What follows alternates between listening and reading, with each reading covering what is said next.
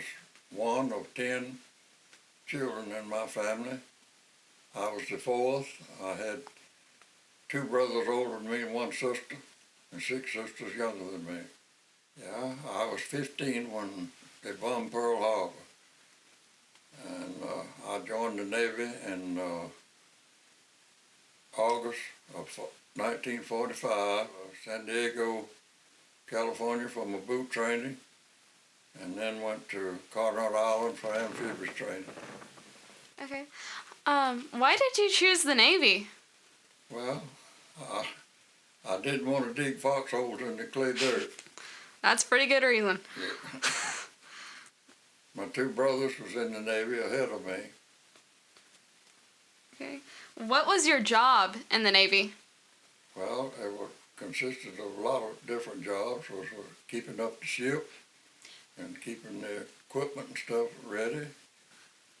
Go back and talk about. Then on watch duty and firing the gun, I was a gunman on the twin 40mm gun on our bow.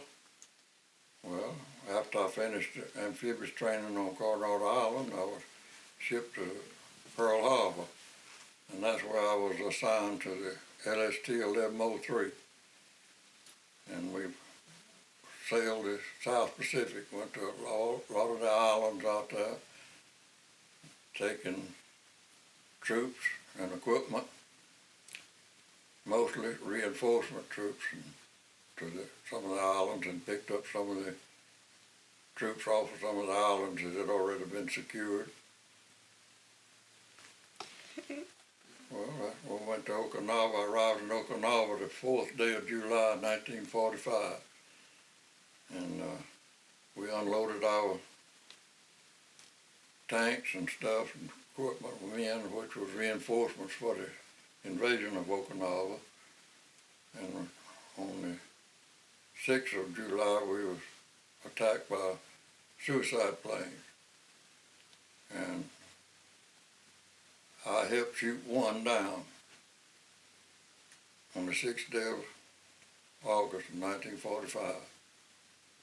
Did you go into Japan after that? Yes, we picked up, we had troops and equipment on the ship for the mainland invasion of Japan. And when the war ended, we went into Hachihama at the Crew Naval Base and landed troops and stuff that we had there for occupational troops. Set up for the mainland invasion of Japan. And when they dropped the bomb, well, that quieted all that down, and we landed at tribal troops and tanks and stuff as occupational troops. We picked up a lot of Japanese people on the different islands and took them back to Japan. Well, it meant we was fighting for our freedom, and really for the whole world. So, I know a lot about Jimmy Doolittle and his raiders. Did the Navy ever try to get you to fly? Yeah. Did you do it? No. I didn't ever want to fly, and I still don't want to fly.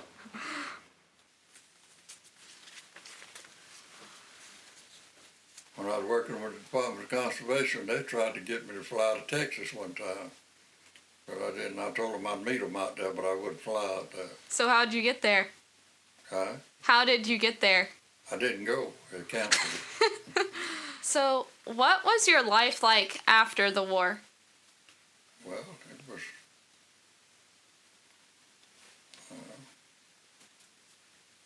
it wasn't as bad as you would think. I enjoyed my service time in there, even though it was dangerous. And we stayed busy all the time. We didn't have time to worry about a lot of things. First went aboard the ship. First assignment they done me for my general quarters. That's when we manned the gun stations and all. They put me in the bottom of the ammunition hold.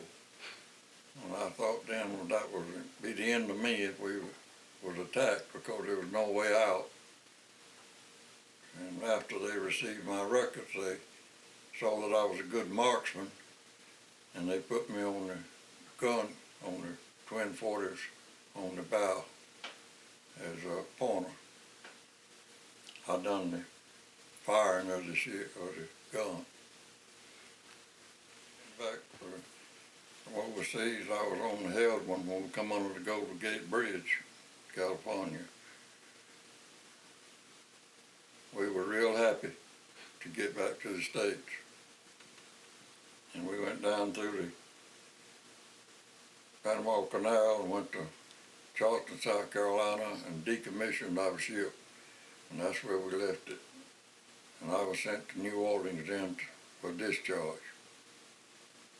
And when I come home, well, I worked with the Federal Health Department for a while. And I worked at an oak flooring plant in Hartsboro for a while. And that's when I got married. I married the prettiest lady in Seal. And then after I worked at the oak flooring plant for a while, I went to work with the conservation for the state of Alabama Conservation Department. I helped trap and restock the state of Alabama with deer and turkey. And then I was assigned to a management area in Butler County to manage the hunts and took care of the food plots and things on the management area. I retired from that in 1981.